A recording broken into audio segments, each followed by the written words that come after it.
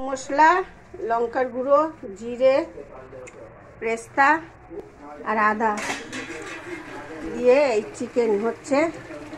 Tomato দিয়ে দিলাম, স্বাদ মতো লবণ দিয়ে দিলাম,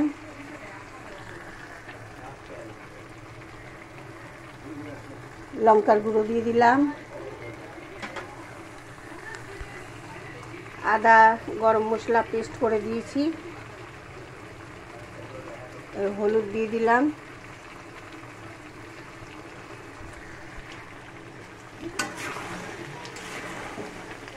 দিয়ে আদা পেঁয়াজ রসুন সব পেস্ট করে তারপরে চিকেনটাকে কষানো হচ্ছে।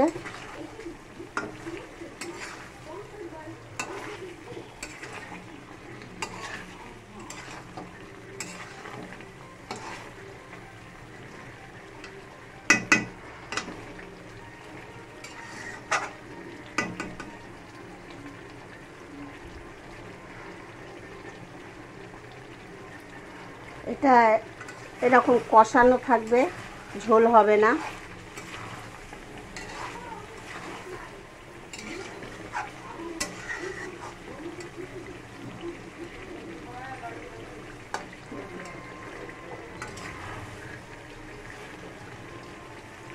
আলু সেদ্ধ হয়ে গেছে,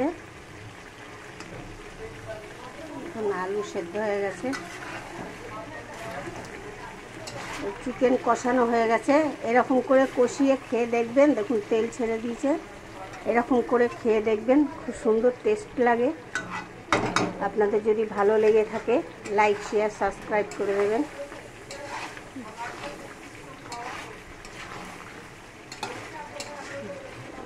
হয়ে গেছে মাংস। এরকম করে খেয়ে দেখবেন, গরম ভাতে খুব ভালো লাগে, রুটি দিয়েও খাওয়া যাবে। আপনাদের যদি ভালো লেগে থাকে লাইক শেয়ার সাবস্ক্রাইব করে দেবেন। আর রান্নাঘরের রুমা।